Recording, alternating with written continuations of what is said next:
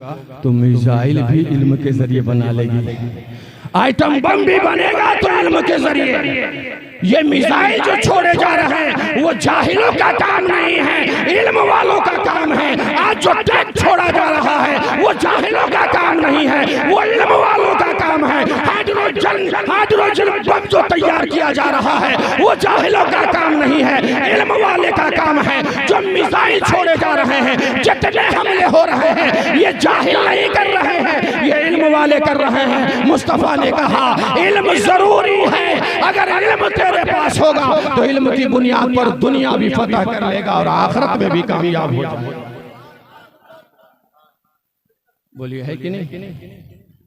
और ये सारा चाहे मिसाइल हो, चाहे ये बम हो, हमला के जितने आलात हैं, इन सारे उलूम का चश्मा, मंबा, मरकज कोई और नहीं, कुरान करीम है।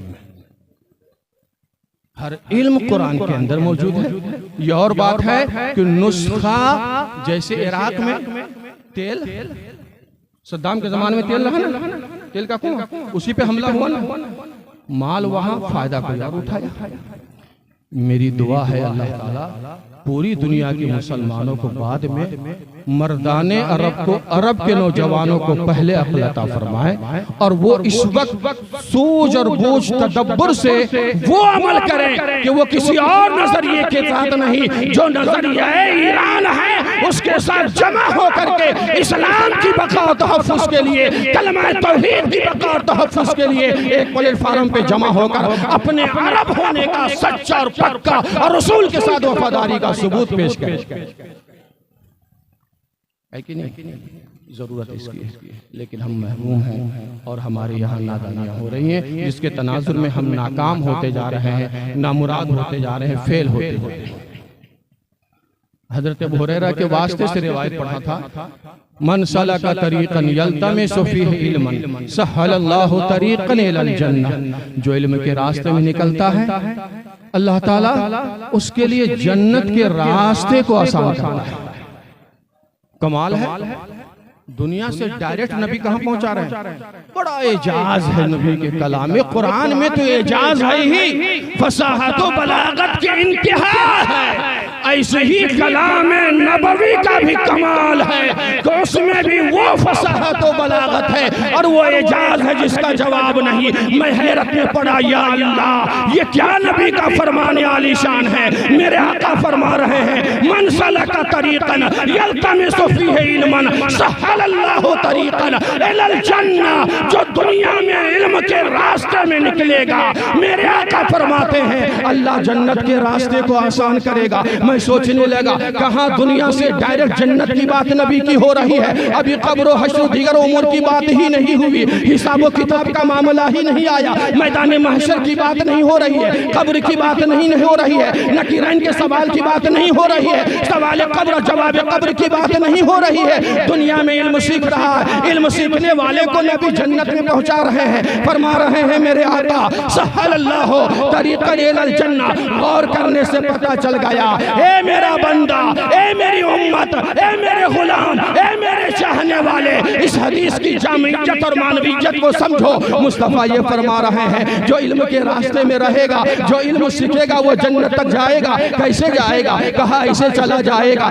जिसके पास इल्म होगा इल्म के जरिए खुदा को जानेगा, इल्म के जरिए मुस्तफा को जानेगा, इल्म के जरिए खुलफाए राशिदीन को पहचानेगा, इल्म के जरिए अज़मत सहाबा जानेगा, इल्म के जरिए अज़मत ताबईन जानेगा, इल्म के जरिए अज़मत औलिया जानेगा, इल्म के जरिए अज़मत वालिदैन जानेगा, इल्म के जरिए अज़मत मुआशरा जानेगा, इल्म के जरिए अज़मत मसाजिद जानेगा, इल्म के जरिए अज़मत मदारिस जानेगा, इल्म के जरिए अज़मत खानकाह जानेगा, इल्म के जरिए बड़ों की अज़मत जानेगा, इल्म के जरिए छोटों की शफ़क़त जानेगा। और जब सब जानेगा, सब पे अमल करेगा तो नतीजा जन्नत ही उसके हक में साबित होगा।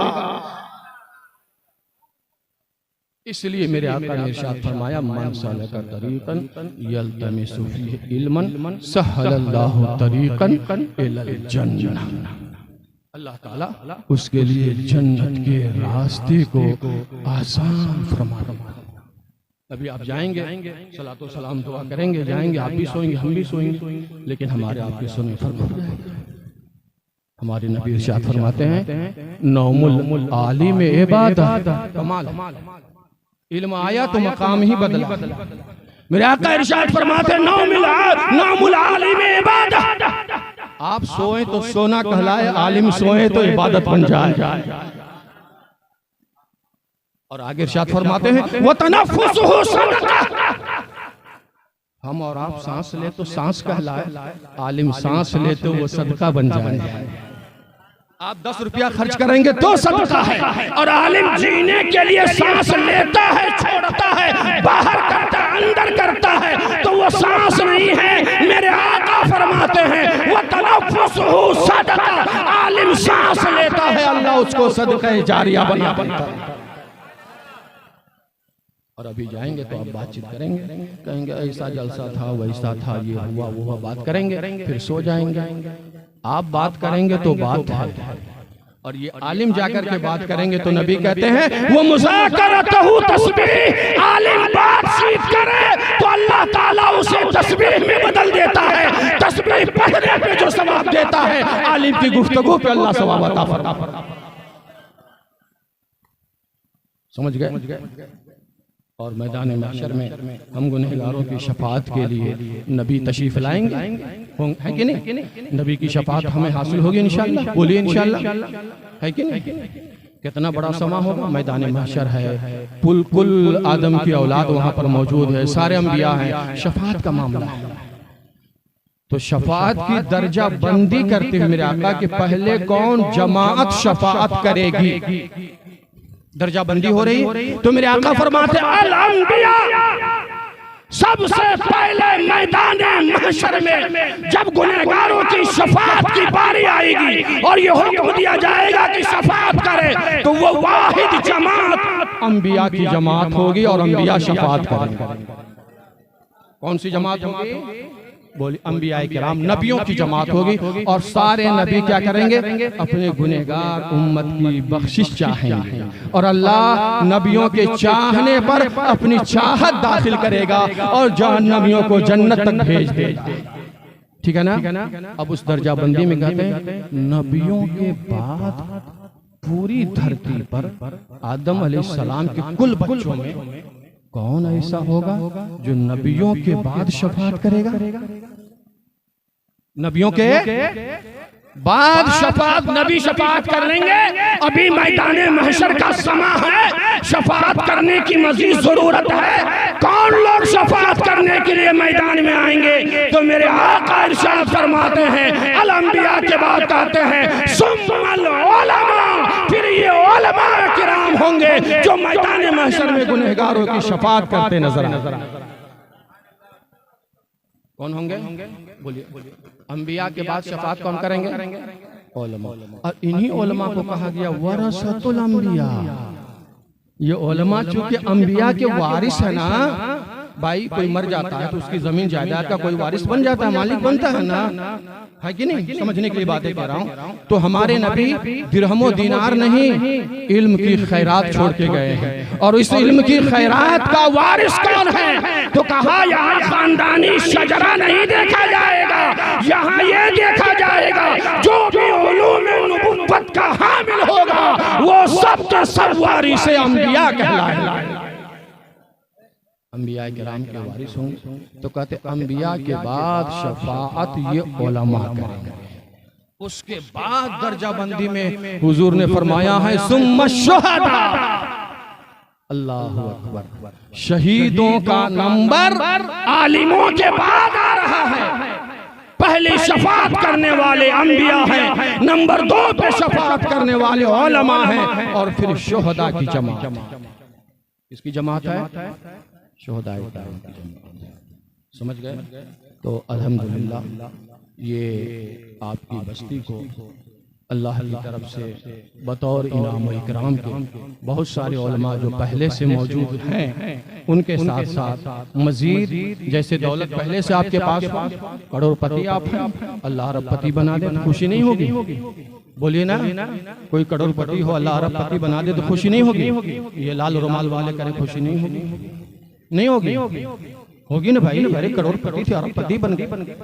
तो अगर हमारे गांव में 4 आलिम था और अल्लाह ने एक आलिम और दे दिया तो हम ये अल्लाह का शुक्र अदा करेंगे। अब तक तो 4 आलिमों की कदम की बरकतें मिल रही थी, अब एक बरकत अल्लाह की तरफ से मौलाना राशिद रज़ा जिलानी की सूरत में अल्लाह ने अता फरमा दिया है। और इतनी अजीम बरकत है कि आज के इस जलसे दस्तारे फजीलत में इस सरजमीन को मुतबर्रक करने के लिए इन्होंने अपने असातिज़ाए किराम को बुलाया। वो असातिज़ाए किराम जो काल अल्लाह काल रसूल की दर्स देते हैं और इल्म व अमल के पैकर हैं, उन सारे असातिज़ाए किराम की यहाँ मौजूदगी इस बस्ती के लिए बाइस खैर व बरकत है।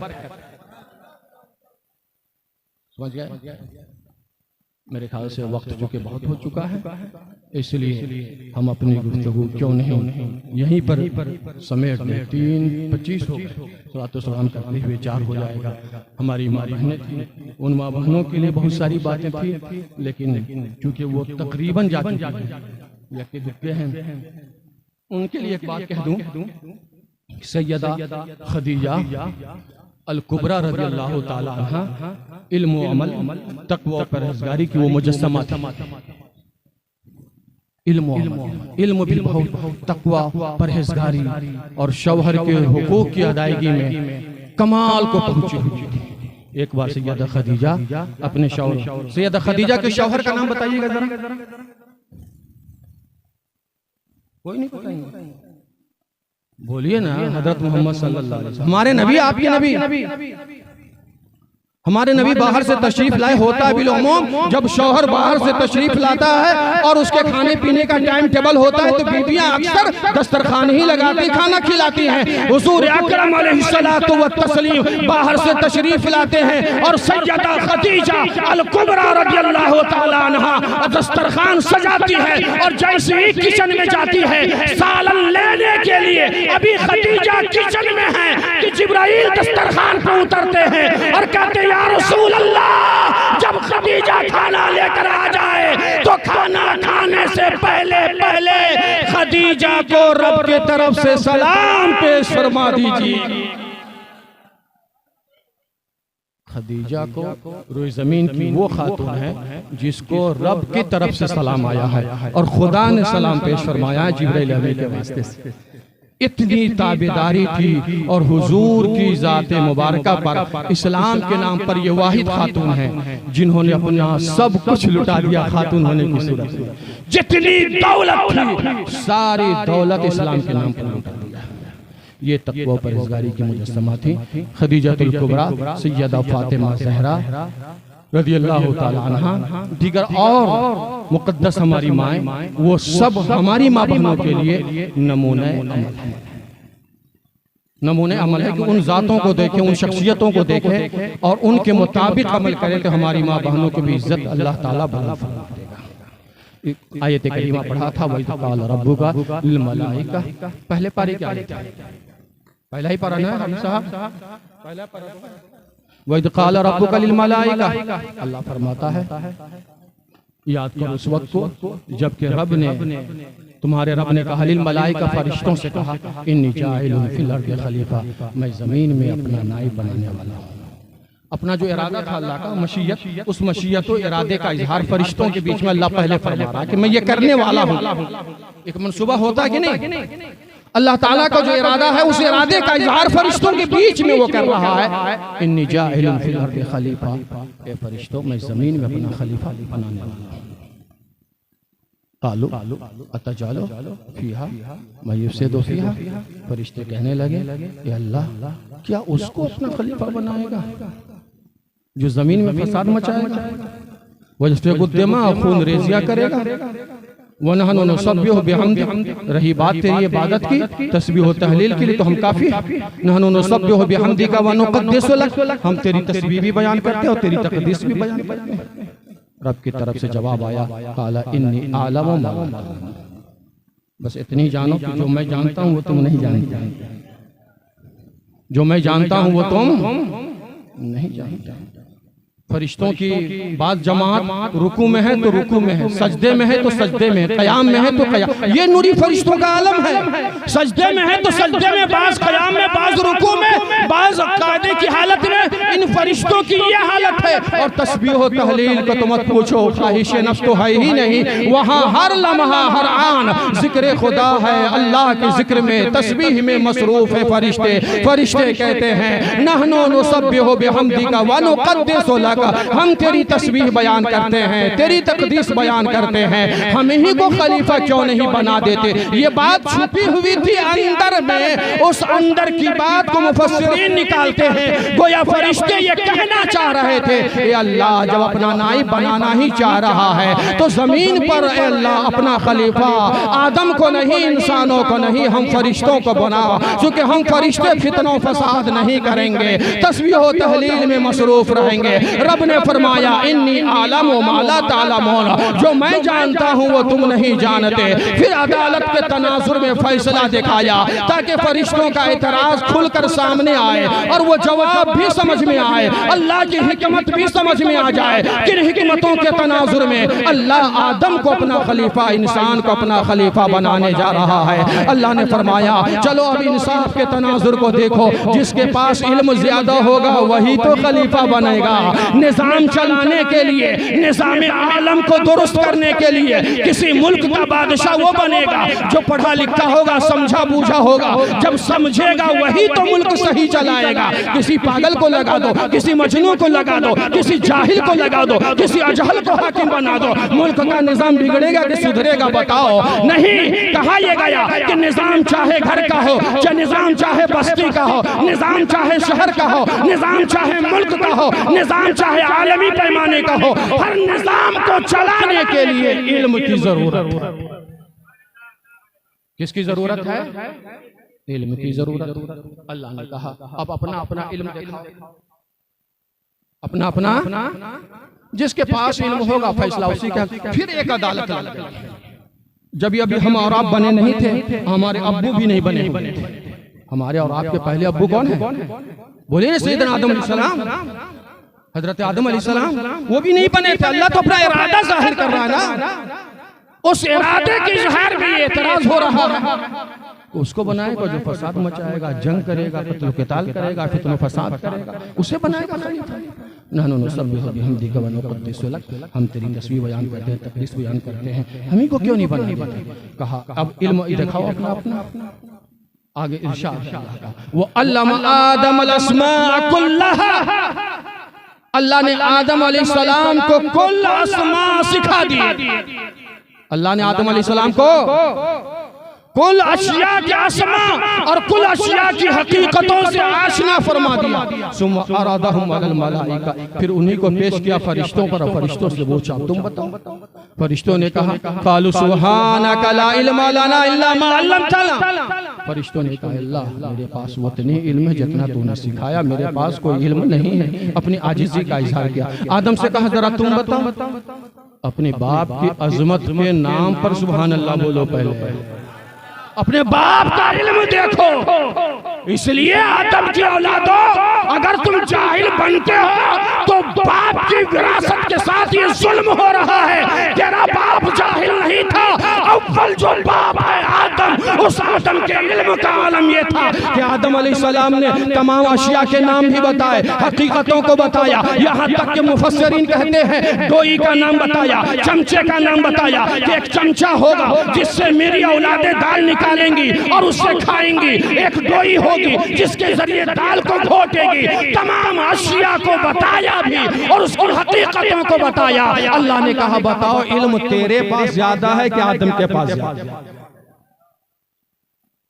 इल्म किसके पास ज्यादा? बोलिए। हमारे अब्बू के पास। हम तो शान से कहते हैं हम पढ़े लिखे खानदान के लोग, हमारे अब्बू पढ़े लिखे और इतना इल्म कि डोई बना बाद में आदम को पहले खबर, चमचा बना बाद में आदम को पहले खबर, और चमचे से क्या करेगी औलाद ये भी आदम को पहले खबर। हमारा बाप तो पढ़ा लिखा, आज हम जाहिल बनेंगे? नहीं, बाप जैसे पढ़ा लिखा है उस बाप के इल्म की खैरात लेकर सच्चा वारिस बनेंगे। बोलिए। और यही किया अब्दुल अजीज कुरैशी ने। कहा कुरैशी हो गोश्त कितना काटोगे, गोश्त काटना बंद कर, एक बेटा को उस राह में निकाल जो जहालत को काटे, फितने को काटे, फसाद को काटे, कुफ्र को काटे, शिर्क को काटे, बिदअत को काटे और इल्म की रोशनी को कुल आलम में फैलाए। जहां जहां जहालत हो वहां वहां इल्म की रोशनी फैलाता नजर। समझ गए? सारा इल्म सिखा दिया, सब बता दिया। पर आदम के पास कोई सजदा था उस वक्त? बोलो। वो इतनी तस्वीर जो फरिश्तों के पास, वो इतनी तकदीर जो फरिश्तों के पास, लेकिन पता चला तकवा और परहेजगारी की बुनियाद पर अल्लाह ताला ने खलीफा नहीं बनाया। जो बेस बनाया, बुनियाद बनाया कि बेस ये है, बुनियाद ये है कि मैं जो खलीफा बना रहा हूं आदम को, कि सबसे ज्यादा इल्म आदम के पास है। इल्म की अजमत का पता चल गया कि अल्लाह के नजदीक भी सबसे ज्यादा अगर काबिल ताज़ीम व तकरीम कोई चीज है तो वो इल्म है। और इल्म जिसके पास होता है अल्लाह उसकी अजमत को बुलंद फरमाता है। यरफ़इल्लाहुल्लज़ीना आमनु मिनकुम वल्लज़ीना ऊतुल इल्म दरजात। अल्लाह ताला साहिबाने इल्म के दरजात को बुलंद फरमाता है और फरमाएगा। साहिबाने इल्म के दर्जात को बुलंद फरमाता है और फरमाएगा। फरमाता ये है कि जब तक इल्म न था तो आवाज आ रही थी मोहल्ले से, अबे राशिद, अबे राशिदा, इधर चल उधर चल। अब कोई अबे तबे न कहेगा, इल्म आ गया। कोई कहेगा मौलाना राशिद आपको जलसे में चलना है, कोई कहेगा हजरत मौलाना, कोई कहेगा अल्लामा। इल्म की अज़मत की बुनियाद पर जिसके पास इल्म जाता है अल्लाह ताला अज़मत इल्म के वास्ते से आलिम के दर्जे को भी बुलंद फरमाता है। ये तो दुनिया में किया और आखिरत में बुलंद फरमाएगा कि इसी को इजाजत देगा। उलमा को, इल्माए किराम को अल्लाह इजाजत देगा अपने चाहने मानने वालों की शफाअत कर। और कहा गया एक आलिम को 7 खानदान तक शफाअत का मुकम्मल इख्तियार दिया जाएगा। एक खानदान नहीं बल्कि 7 खानदान तक तुम जिसे चाहो तुम इशारा करोगे, अल्लाह ये मेरे खानदान का मेरा चचा है, मेरे खानदान का मेरा दादा है, ये परदादा है, ये लकड़दादा है, ये मेरा पोता है, ये मेरा पड़पोता है। अल्लाह मैं खानदान की बख्शिश चाहता हूँ, अल्लाह ताला बख्शिश अता फरमाए। बहुत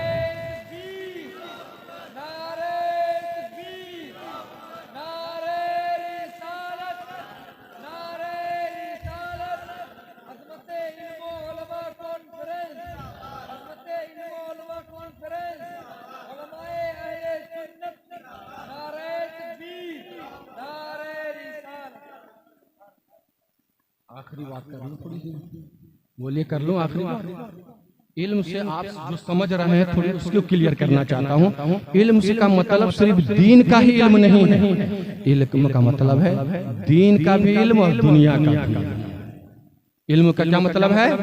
दीन का भी इल्म और दुनिया का भी इल्म। मुफक्किर इस्लाम इमाम गज़ाली रहमतुल्लाह ताला अलैह अपने ज़माने में जो तिब का दौर चल रहा था तो तिब के डॉक्टरी के पढ़ाई पर जोर दिया करते थे और अपने लोग आलिम न हुए, तबीब न हुए तो उसका जो नुकसान हुआ उस नुकसान की एक मिसाल दे देता हूं। कितना बड़ा इस्लाम के मानने वालों का नुकसान हुआ। 24 साल की उम्र में सुल्तान मोहम्मद फातेह ने कुस्तुनतुनिया को फतह कर लिया। इसको फतह कर लिया। कितनी उम्र थी? 24 साल। 23-24 के बाद हम डायरेक्ट 24 की बात कर रहे हैं। 24 साल की उम्र है और कुस्तुनतुनिया को सुल्तान मोहम्मद ने फतह किया था। फतह करने के बाद जहां 1100 साल तक, कितने साल तक? अब जरा देखना, कोई सोच नहीं, जैसा आज अमेरिका के बारे में कोई सोच नहीं पा रहा ना, कौन पंगा लेगा। लेकिन मुजाहिद ईरान में पड़ा हुआ था, आयतुल्लाह खामनाई, कहा तुझ जैसों से पंगा लेने के लिए मेरी नस्लों में भी बहुत पड़ी हुई है। और देखो कितने पंगा लेते फिर तुम्हें पता चल जाएगा। और पता चला तो सीज फायर की बात कर रहा है कि नहीं? कर रहा ना सीज फायर की बात। पंगा लिया तो अगर हावी होता तो सीज फायर की बात ही नहीं कर। तो इतना नुकसान हुआ कि इल्म दीन के साथ में इतना दुनिया भी चाहिए तभी कामयाब हुआ। ये सुल्तान मोहम्मद फातेह ने 1100 साल जहां तसलीस की पूजा पाठ 3 खुदाओं की बात हो रही थी, कोई सोचा भी नहीं था यहाँ कलमे तौहीद बुलंद हो। लेकिन सुल्तान मोहम्मद फातेह ने 24 साल में कुछ तो दुनिया को फतह किया और फिर आ गए रोम को फतह करने का प्लान तैयार किया। किसको? रोम को फतह करने के लिए सुल्तान मोहम्मद फातेह ने प्रोग्राम बनाया और प्रोग्राम बनाकर पूरा लश्कर तैयार हुआ। अब निकलने का नकारा बजने वाला था तो उसका जो उनका जो फैमिली डॉक्टर वो यहूदी था। फैमिली डॉक्टर कौन था? बोले यहूदी। अपनी फैमिली डॉक्टर जैसे आप लोग, जैसा हम लोग यहाँ से जाएंगे तो हमारे जो मदरसे के प्रिंसिपल साहब वो तो आने ही में गाड़ी में कहते हैं इतना लंबा बैठने की वजह से पीठ में दर्द हो, है कि नहीं? अब जाएंगे तो कहेंगे और तकलीफ होगी, जाहिर सी बात है। इतना लंबा इस तरह की गाड़ियों में बैठकर सफर तो करते नहीं, लेकिन यह है कि बाप क्या है बेटे की मोहब्बत में कुर्बानी देता है कि नहीं? वही नतीजा था कि बाप की सारी मसरूफियत के बावजूद अपने बेटे की खुशी में शरीक होने के लिए, हक उबूवत अदा करने के लिए कि उस्ताद का मकाम बाप के मकाम से भी ज्यादा होता है, इस मसले को समझा इस शागिर्द ने और बाप ने भी समझा कि नहीं, जब बेटा इतना खुलूस से पुकार रहा है तो मुझे जाना चाहिए, तकलीफें उठा लेंगे एक बेटे की खुशी के लिए तो कोई हर्ज नहीं है। अल्लाह ताला बेटे की जिंदगी को बुलंद फरमाता है। इस तनाजुर में आ गए और जाएंगे तो कहेंगे थक गए, कहेंगे वो हुआ वही सुल्तान मोहम्मद फातेह के साथ कि वो कुस्तुनतुनिया फतह करके आए तो कुछ थकान महसूस किया तो अपनी फैमिली डॉक्टर को बुलाया और फैमिली डॉक्टर से कहा मेरी कैफियत देखो, उसके हिसाब से इलाज करो। इलाज कराया तो इंजेक्शन लगाया, समझ गए? इंजेक्शन जहर आलूद उसने दिया था सुल्तान मोहम्मद फातेह को। इधर इंजेक्शन लगा, सुल्तान मोहम्मद फातेह इंतकाल कर गया। देखा मुसलमानों को कितना बड़ा नुकसान हुआ। जब हो गया ये नुकसान, 200 साल गुजरे तो एक मुअर्रिख ने उनकी हुकूमत की किताब लिखी और उसमें लिखा कि पूरी दुनियाएं ईसाइयत को इस बात की दुआ करनी चाहिए कि अल्लाह जमीन पर अब कोई दूसरा सुल्तान मोहम्मद फातेह पैदा न करे। इतना बड़ा वो उन लोगों ने जश्न मनाया और कहा इस तरह से खुशी मनाओ और दुआ भी करते रहो कि ऐसा कोई फातेह अल्लाह फिर पैदा न करे, खालिक को मालूम। समझ गए? तो ये नुकसान हुआ किस वजह से?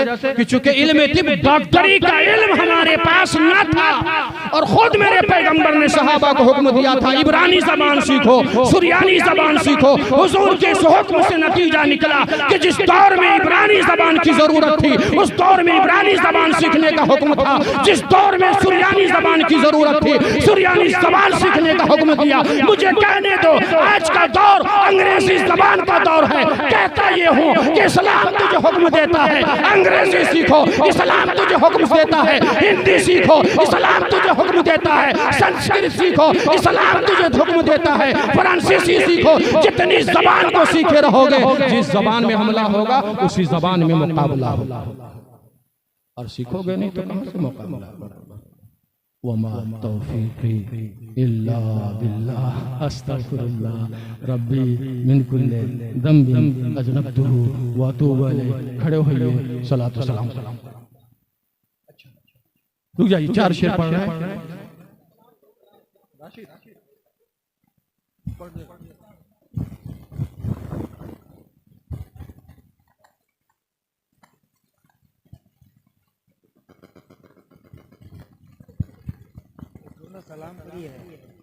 मुस्तफा जाने रहमान पेला हो सलाम, मुस्तफा जाने रहमान पेला हो सलाम। शम्मे बज़ में हिदायत पेला हो सलाम, शम्मे बज़ में हिदायत पेला। शहर यारे इरम ताजदारे हरम, शहर यारे इरम ताजदारे हरम। शफा पेला हो सलाम नौबा हरे शफा। पतली पतली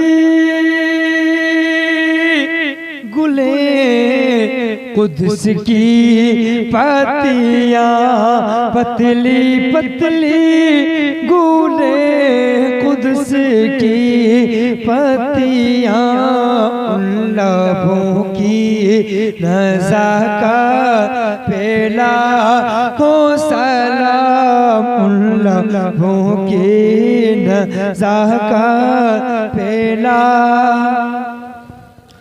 काश अल्लाह रब्बुल इज़्ज़त कल मैदान महशर में जो बंदों का हिसाबो किताब करेगा, तो एक बंदे के हिसाबो किताब में जब उनके आमाल वजन किए जाएंगे तो नेकियां कम रह जाएंगी, गुनाह ज्यादा होंगे।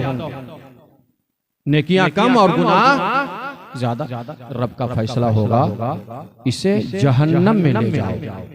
दोज़ख की तरफ ले जाने वाला जो फरिश्ता मुकर्रर है वो दोज़ख की तरफ लेके चलेगा, तो अल्लाह हुक्म देगा जिब्राइल अमी को, ए जिब्राइल अब तुम जाओ उस बंदे के पास, वो जो लेकर जा रहे हैं उन्हें जाने दो और तुम भी जाओ बंदे के पास।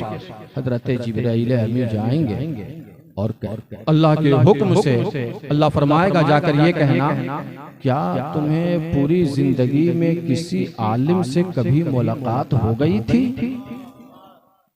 ये पूछ करके आओ जिब्राइल। हजरत जिब्राइल अमी बंदे के पास पहुंचेंगे और पूछेंगे, ये सब गुफ्तगू पहले ही जिक्र कर दिया है किताबों में, हदीसों में। क्या तुम्हें पूरी जिंदगी में कभी किसी आलिम से मुलाकात हुई थी? बंदा सच्चा था, इनकार करेगा, मेरी मुलाकात किसी आलिम से नहीं।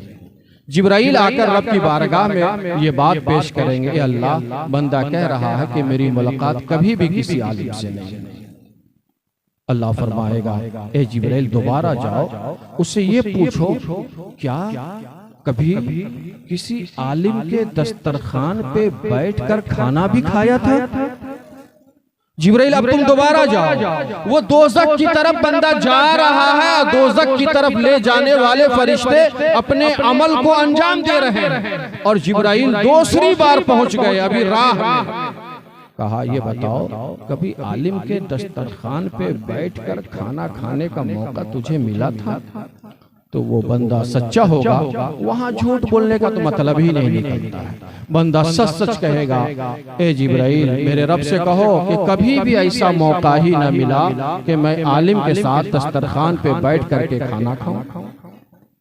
जिब्राइल आएंगे और अर्ज कर देंगे रब की बारगाह में, अल्लाह बंदा यूं कह रहा है, अल्लाह को सब मालूम है, लेकिन निजाम यह है कि रहमत हक बहाना मौजूद।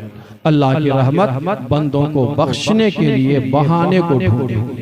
रहमत खुदावंदी का ये तकाज़ा।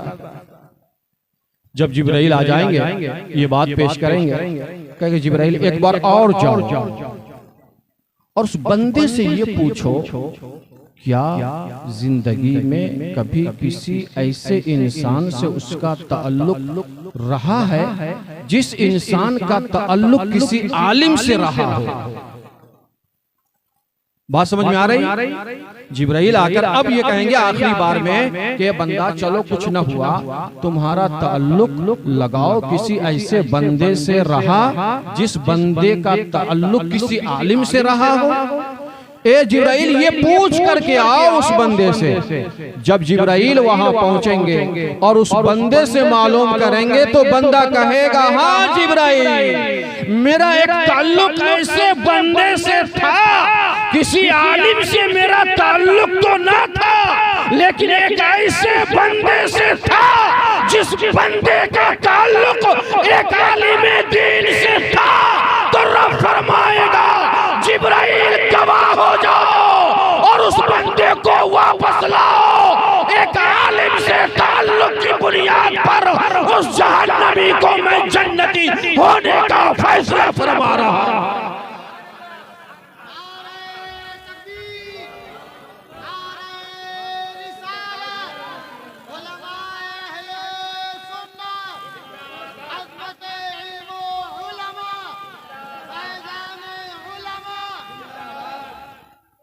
जब ये बात नजर से गुजरी जनाबे काब बिन अहबार के हवाले से, तो मुझे फिर वो हदीस याद आ गई जिसमें नबी ने इरशाद फरमाया कुन आलिमन। कामयाबी के लिए राहें तैयार की, मेरे आका ने राहें बताई और इरशाद फरमाया कुन आलिमन, कामयाबी चाहते हो तो आलिम बन जाओ। इरशाद फरमाया अगर आलिम नहीं बन सके और मुताल्लिमन कुन मुताल्लिमन, आलिम न बने हो तो मुताल्लिम बन जाओ, इसमें भी कामयाबी है। और अगर तुम मुताल्लिम तालिब इल्म ना बन सके तो एक रास्ता ये है कि कुन सामिया, इल्म की बात सुनने वाला बन जाओ। सुनने वाला भी बन जाओगे तो कामयाब हो जाओगे। आखिरी रास्ता नबी ने फरमाया, यही काब बिन अहबार की ये रिवायत मिली और फिर ये हदीस दोनों एक दूसरे से मुंतबिक हो गई। दोनों चीजें एक दूसरे के साथ फिट बैठ गई। कैसे? नबी ने फरमाया कुन आलिमन, या तो आलिम बन जाओ तो कामयाब हो जाओ, और मुताल्लिमन या मुताल्लिम बन जाओ, और सामियान या सुनने वाला बन जाओ। और चौथा रास्ता ये है कि ना आलिम बना, ना मुताल्लिम बना, ना सामी बना।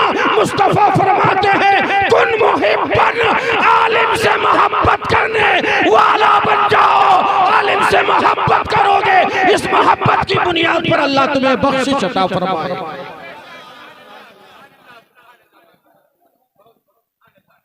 तो ये बात सामने आई। तो वो काब बिन अहबार वाली जो रिवायत है वो सामने आकर के ये हदीस के साथ मुंतबिक हो गई। अच्छा, अगर आलिम से मोहब्बत नहीं, किसी ऐसे शख्स से भी ताल्लुक हुआ जिसका ताल्लुक अगर आलिम से है, तो अल्लाह ताला उस बुनियाद पर भी रहमतें अता फरमा देता है।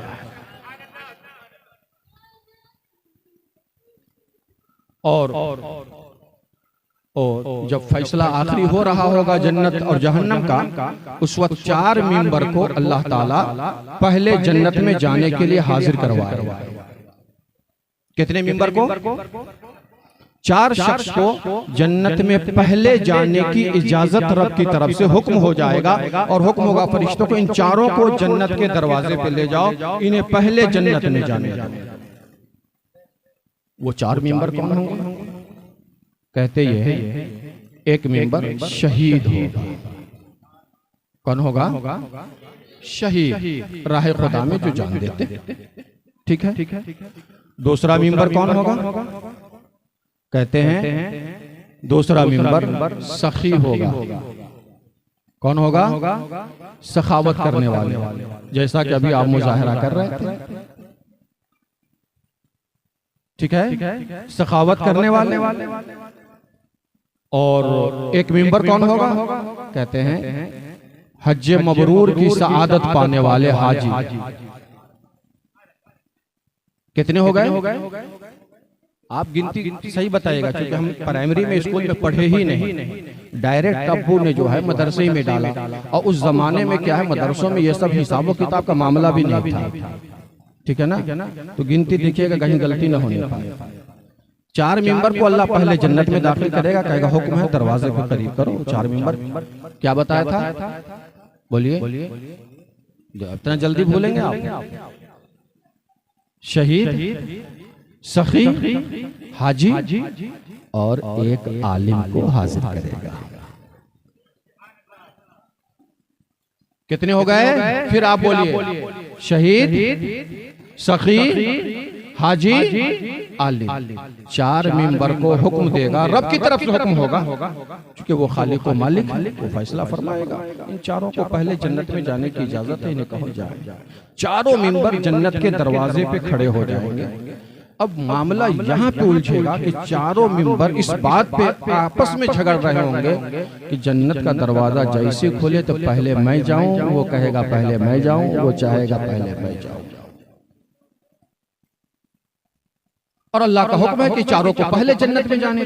4 जमा है, दरवाजा खुले, अब ये जाने के लिए तैयार है। हाजी चाह रहा मैं जाऊं, मैंने काबतुल्लाह देखा है। शहीद चाहता पहले मैं जाऊं, क्योंकि मैंने राह खुदा में जान की कुर्बानी की है कि नहीं। सखी चाहता है कि मैंने इतनी दौलतें लुटाई हैं, पहले मैं जाऊं। आलिम चाहता है कि मैं जाऊं। ये मुकद्दमा जिब्राइल के वास्ते से रब तक पहुंच जाएगा। रब को सब पता है, ये सब रब का बनाया हुआ निजाम। हजरत जिब्राईल अमी बतौर हकम के वहां मौजूद रहेंगे और रब की तरफ से, रब के इशारे से ये हुक्म, ये सवाल और जवाब करेंगे। ये बताओ, शहीद से पहला सवाल होगा, ए शहीद ये बताओ, तुम जो पहले जन्नत में जाने की बात कर रहे हो, ये शहादत का मर्तबा, मकाम, इसकी फजीलत, इसकी बरतरी, इसकी अजमत, ये शान और शौकत, ये बुलंदी, ये सरफराजी, इसका पता तुझे कहां से मिला?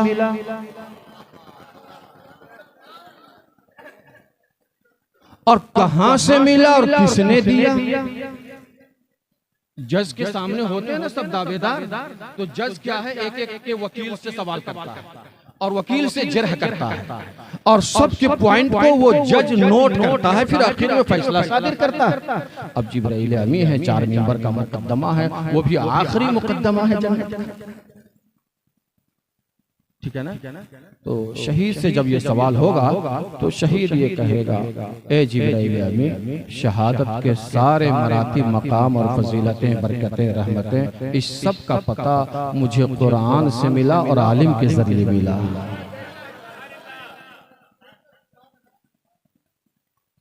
अब जिब्राईल अमी दूसरी जानिब मुतवज्जे होंगे, कहेंगे, ए सखी तू बता, तू पहले क्यों जाना चाहता है? कहा सखावत की बुनियाद। कहा सखावत की बुनियाद। कहा जी ये बताओ, सखावत की फजीलतें, बरकतें, रहमतें और इसका अंजाम ये होगा कि अस्सखियो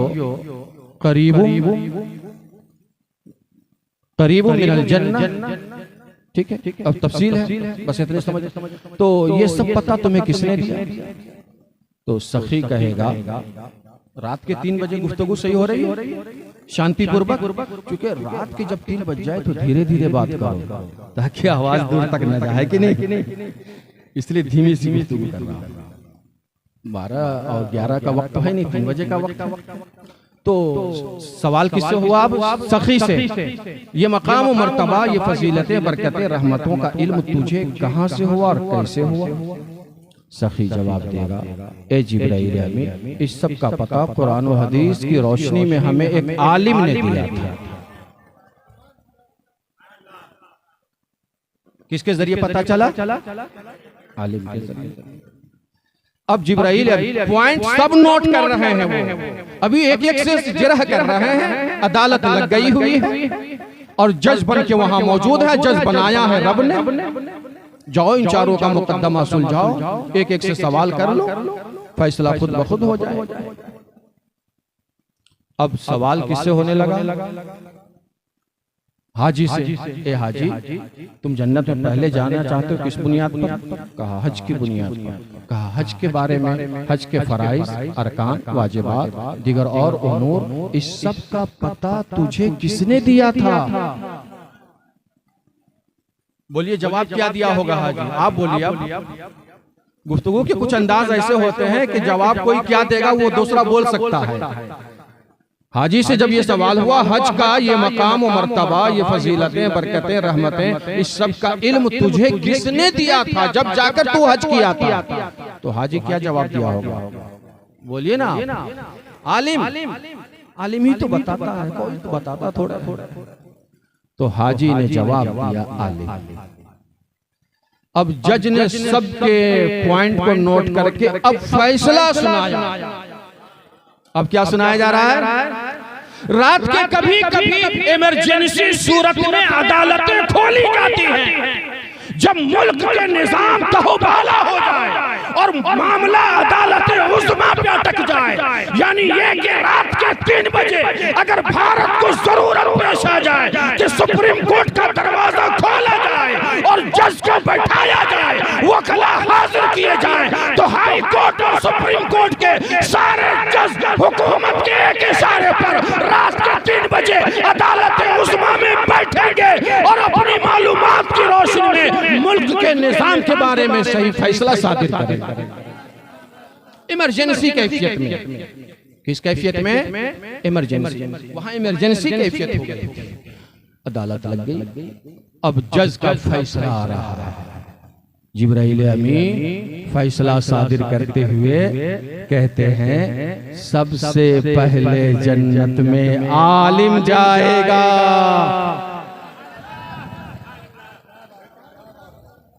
मजमे से कोई नारा लगा दे, मजमे से कोई नौजवान नारा लगा दे।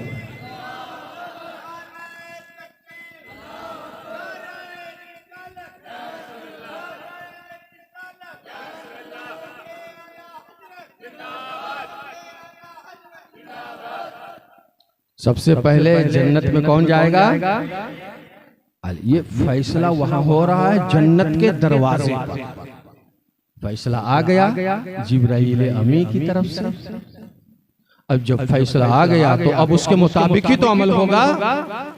अब उसके मुताबिक हुक्म हुआ आलिम से, आलिम जन्नत का दरवाजा खुला, अब तुम जन्नत में दाखिला लो। तो आलिम दुनियादार ना था बल्कि आलिम बाअमल था और एहसान शनास था, एहसान फरामोश न था।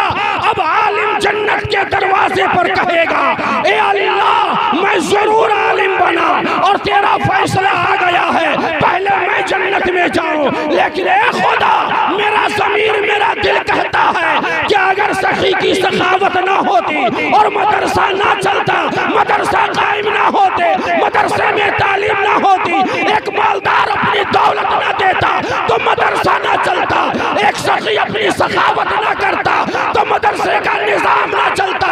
ए अल्लाह हक मेरा है लेकिन मैं अपना हक एक सखी को अदा करता हूँ कि मुझसे पहले एक सखी आदमी जन्नत में जाए जिनकी सखावत की बुनियाद पर मदरसा भी चलता है, जिनकी सखावत की बुनियाद पर खानकाहें चलती है, जिनकी सखावत की बुनियाद पर मसाजिद जारी है, जिनकी सखावत की बुनियाद पर खानकाही निजाम जारी और सारी है, जिनकी सखावत की बुनियाद पर मुआशरे का निजाम बेहतर चल रहा है।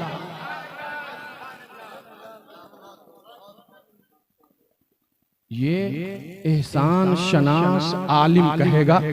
अब आदमी अपना हक दे दे अगर किसी को तो इसमें कोई हर्ज नहीं ना। जमीन आपकी है और आप कहें मौलाना मेरठ से आए हैं आप ही को मैं दे देता हूं तो मैं तो खुशी से कबूल करूंगा ना, अच्छी बात है। सीतापुर प्रोग्राम में गया तो 1 बीघा तो जमीन ही दे दी, खुशी से लूंगा, कोई अपना हिस्सा देगा। आलिम ने अपना हक दे दिया सखी को और कहा है सखी जाओ जन्नत में पहले तुम जाओ, क्योंकि सखावत की बुनियाद पर ये सारे तालीमी निजाम दुरुस्त चल रहे थे। आलिम ये हक दे देगा और सखी जाएगा, या के बाद दीगरे सब जन्नत की तरफ चले जाएंगे। समझ गए? यहाँ तो बात समझ में आ गई। हमने एक हदीस पाक पढ़ी, दुनिया जब से बनी और आज 2026 तक और सुबह क़यामत तक ये निजाम चलता रहेगा जो निजाम मैं बता रहा हूँ। खैर और शर में, हक व बातिल में, हलाल और हराम में, जायज़ और नाजायज में, इस सब के दरमियान जंग चलती रहती है। किसमें? खैर और शर में, हक व बातिल में, जायज नाजायज में, हलाल हराम में, इस सब में जंग चलती आई है, आज भी चल रही है और चलती रहेगी। एक जंग और भी हमारे सामने, ईरान है, अमेरिका है, इजराइल है कि नहीं जंग? ये जंग भी चल रही है और हम इन जंगों में आपको हम बता दें जब से आलम का वजूद है तब से लेकर 26 तक और सुबह क़यामत तक कुल आलम में 5 ताकतें रही हैं और रहेंगी। आलम में कुल कितनी ताकतें रही हैं? अब एक एक ताकत गिना देता हूं और इत्तेफाक है कि 4 कुव्वत एक जगह जमा हो गई है और एक कुव्वत के खिलाफ जमा हो गई है। 4 कुव्वतें हैं। एक कुव्वत का नाम यहूदियत है। कौन सी है? यहूदियत। दूसरी कुव्वत का नाम ईसाइयत है। कुरान के पहले ही से पारे में जब सलास में जाते हैं वही रब का पहला सतर हमें मिलता है। अल्लाह फरमाता है वक़ालतिल यहूदु लैसतिन नसारा अला शै, यानी यहूद और नसारा में, यहूदियत और ईसाइयत में इतनी बदतरीन दुश्मनी थी और रही है और आज भी है और रहेगी भी। यहूदियत और ईसाइयत के बीच में कि कभी भी यहूद ने ईसाइयत को पसंद नहीं किया और ईसाइयत ने यहूदियत को पसंद, और इतनी दुश्मनी कि उसकी दुश्मनी और नजरिए के तस्करे कुरान के इस हिस्से में पहले से पारे के सुलुस में जाकर रब का ये फरमान मिलता है, इरशाद खुदाबंदी वक़ालतिल यहूद लैसतिन नसारा अला शै। यहूदा कहते हैं नसारा का कोई दिन नहीं, वो बातिल है, हम हक पर हैं। नसारा क्या बोलते हैं? अल्लाह फरमाता है वक़ालतिन नसारा लैसतिल यहूद अला शै। नसारा ये कहते हैं कि यहूद का कोई धर्म नहीं, हम हक पर हैं, वो बातिल है। दुश्मनी देखी आपने? दुश्मनी जब होती है तो कहता है ये कुछ नहीं है, मैं सब कुछ हूं, वो कहता है वो कुछ नहीं है, हम सब कुछ है, बोलते हैं ना। तो यही नजरिया यहूद और ईसाई का रहा। यहूद ने कभी भी ईसाई को पसंद नहीं किया, ईसाइयों ने कभी यहूदियों को पसंद नहीं। दुश्मनी सख्त थी, है भी, लेकिन अब हाँ, दो ताकतें हो गई। तीसरी ताकत का नाम बता दो। तीसरी ताकत इल्हाद है। तीसरी ताकत इल्हाद। इल्हाद में रहने वाले लोगों का कोई धर्म ही नहीं होता, बस आप इतना जाना। इल्हाद में जो रहते हैं उनका कोई धर्म नहीं रहता, कोई मजहब। इल्हाद वालों मुल्हिद कहते हैं उसे। जैसे कि अभी हाल ही में वो क्या नाम है, जावेद अख्तर, मुल्हिद से एक आलिम ने बहस कर लिया है कि नहीं? जावेद अख्तर का नाम सुना होगा ना, मुल्हिदों का कोई धर्म ही नहीं होता। तो एक ताकत यहूदियत की थी, आज भी है। दूसरी ताकत ईसाइयत की, तीसरी ताकत इल्हाद की, और चौथी ताकत कुफ्र और शिर्क की। चौथी ताकत, कितनी ताकतें हो गई? जब से ये आलम वजूद में आया, इन चार ताकतों का सिलसिला, और एक ताकत और है सामने, उसका नाम ताकत इस्लाम है। इस्लाम एक कुव्वत है, यहूदियत एक कुव्वत है, ईसाइयत एक कुव्वत है, इल्हाद एक कुव्वत है, कुफ्र और शिर्क एक कुव्वत है, और कुफ्र और शिर्क वाली कुव्वतें कुल आलम में फैली हुई है। यह ताकतें, यहूदियत की ताकत कुछ मकाम और कुछ हिस्सों में है, ईसाइयत की ताकत कुछ मकाम और कुछ हिस्सों में मौजूद है, ऐसी इल्हाद की ताकतें हैं। लेकिन हालात को देखते हुए, इस्लाम को मिटाने के लिए, कुरानी निजाम को मिटाने के लिए, इस्लामी शरीयत को मिटाने के लिए, इश्क़ मुस्तफ़वी का जनाजा निकालने के लिए, मोहब्बत रसूल के खात्मे के लिए, नमाज और रोज़े की हकीकतों को मिटाने के लिए ये चारों दुश्मन मुत्तहिद हो गए। यहूदियत के साथ ईसाइयत है, ईसाइयत के साथ यहूदियत है, और इन दोनों के साथ इल्हाद है, इल्हाद के साथ कुफ्र और शिर्क है। ये चारों ताकतें जमा हो गई हैं इस्लाम को मिटाने के लिए। अरे नहीं, सुभान अल्लाह। चार ताकतें कहां जमा हो गई? बोलिए, इस्लाम को मिटाने। आज इजराइल को देख लेना, अमेरिका को देख ले, यहूदियों ईसाइयों की औलादें ना, है कि नहीं? और ईरान के साथ मुकाबला, ठीक है। चारों बातिल ताकतें, लेकिन इन ताकत वालों की अक्ल ज्यादा रही कि बातिल हो करके चारों ने इत्तेहाद पैदा कर लिया।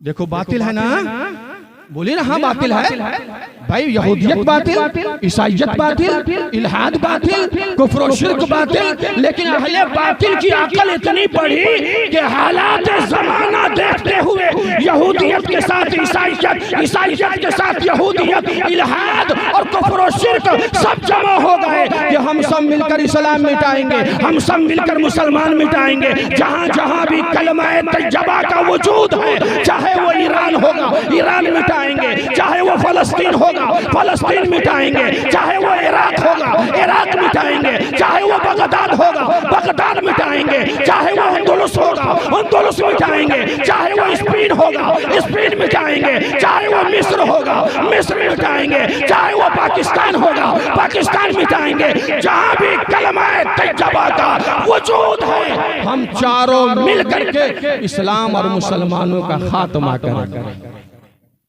ठीक है, चारों मुत्तहिद हो गए, किसके खिलाफ? हमारे खिलाफ।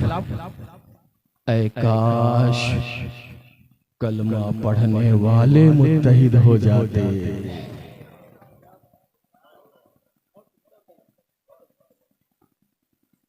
ऐ काश कलमा पढ़ने वाले, इतनी बदतरीन दुश्मनी थी यहूदियों और ईसाइयों के बीच में, वो मुत्तहिद हो गया। ऐ काश कलमा पढ़ने वाले मुत्तहिद हो करके ये कहें हम तमाम यहूदियत, ईसाइयत, इल्हाद, कुफ्र और शिर्क के खिलाफ हम कलमाए तौहीद की बुनियाद पर तौहीद के प्लेटफार्म पे जमा है।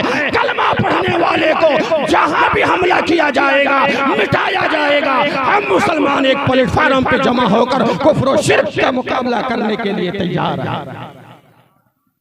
ऐ काश हो जाए, लेकिन इन सारी ताकतों से मुकाबला करने के लिए कुर्बान जाओ नबी के इल्म गैब पे। सुभान अल्लाह। नबी ने दुनिया में तशरीफ लाते ही आलम का मुशाहिदा किया, उम्मत को सबसे बेहतरीन हथियार दिया। कहा इल्हाद से मुकाबला करना है, कुफ्र से मुकाबला करना है, शिर्क से मुकाबला करना है, यहूदियत से मुकाबला करना है, ईसाइयत से मुकाबला करना है और इन सबको ज़ेर देना है, ज़ेर करना है, इन्हें रुस्वा करना है, इन्हें ज़लील करना है, इन्हें नाकाम करना है। तो एक ही हथियार है, उस हथियार का नाम इल्म है। इल्म होगा यहूदियत मिटाओगे, इल्म होगा ईसाइयत मिटाओगे, इल्म होगा कुफ्र मिटाओगे, इल्म होगा शिर्क मिटाओगे, इल्म होगा इल्हाद मिटाओगे, इल्म होगा अपने मुआशरे की बुराई मिटाओगे, इल्म होगा अपना मुआशरा बेहतरीन करते नजर आओ।